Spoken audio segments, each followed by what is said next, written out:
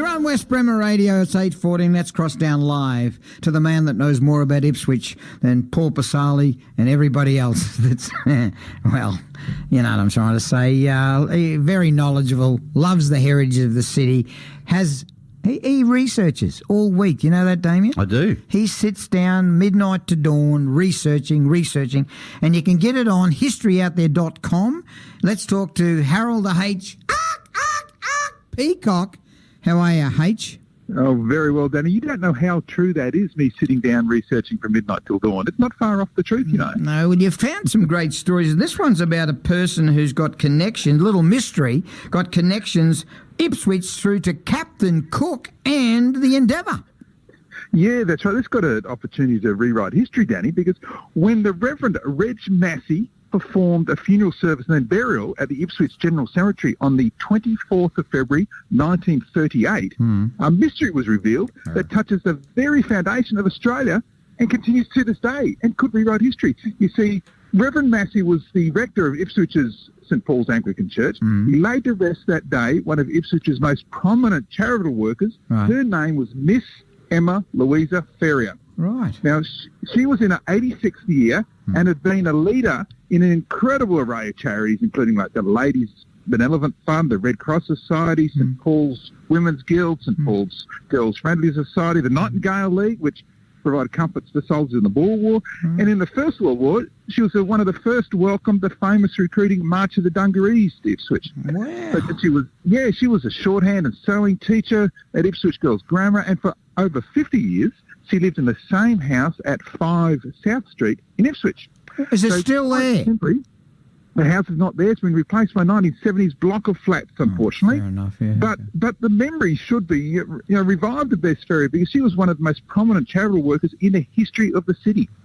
But the most incredible of all is that on the day after Miss Ferrier was buried, an article appeared in both the Queensland Times and the Courier Mail. It reported a remarkable family history. It said that her grandfather, Captain Frederick Meredith, was an officer in charge of troops with Captain Phillip in the First Fleet in 1788. And before that, he was a boy on the Endeavour when Captain Cook made his first voyage to Australia in 1770. Now, Frederick Meredith, he did indeed arrive with the First Fleet as a steward aboard the Scarborough. He was an armed policeman at Vinegar Hill Uprising in 1804, and he was later a constable. He had 9 children with 4 different convict women. The 4th one he married. But he was never a captain. Right?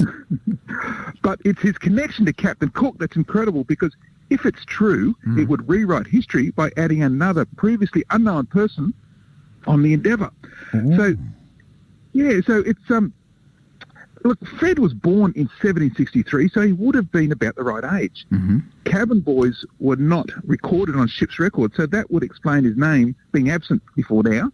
And nothing is known about the early part of his life, which could have placed him elsewhere.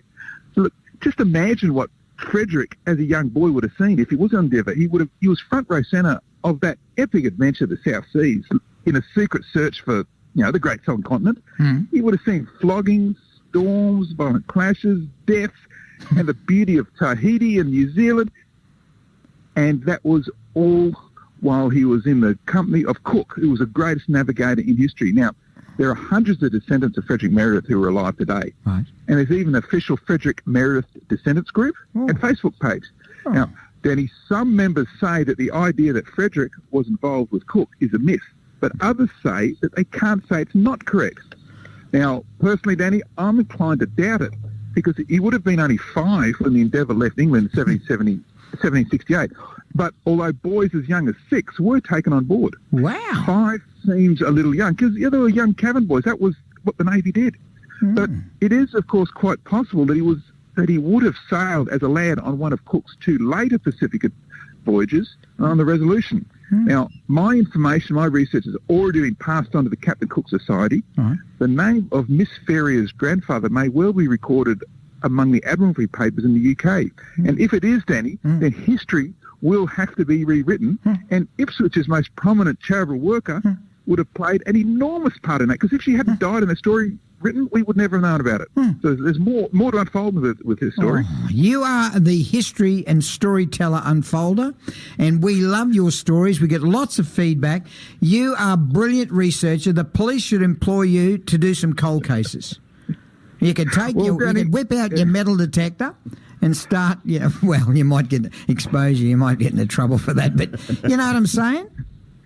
Well, Daddy, look, after last, remember our UFO story a couple of weeks ago? Yeah. Look, I got contacted by a follower after that, and he was actually really excited about it. 'Cause his name is Brian from Sherwood, so hello, Brian. Brian, yeah. He told me that when he and his wife listened, they listened with their hands clenched, hoping that the aliens would come back and beam them up. And that's a fact. Oh, So you're we've having got me on. No, he told me that. Absolutely. So hello, Brian. My clock's going off in the back. We got to get that noise. We got to get that noise taken off. I can only repeat what our listeners are saying, Danny. Well, I tell you what, Brian, we're proud to have you as a listener out there at Sherwood, the leafy Sherwood, and thanks for listening to Harold the H. Peacock. Now, Harold, you can find that on historyouthere.com, correct? Yes, historyouthere.com, and this story, and there's a bit more detail that I'll add to it, including the article and so on. That'll be online first thing in the morning. And here's one for you, hot off the press. Ipswich man wins $10 million after buying winning Powerball entry from Foots Pharmacy at Leichhardt, and he's an Ipswich dad, and unbelievable, $10 million. Wonder if you'd loan me a couple hundred. Good luck to him. That's fantastic. That's great. He sounds like a battler, so we're for the battlers here at West Bremer Radio at 8:21.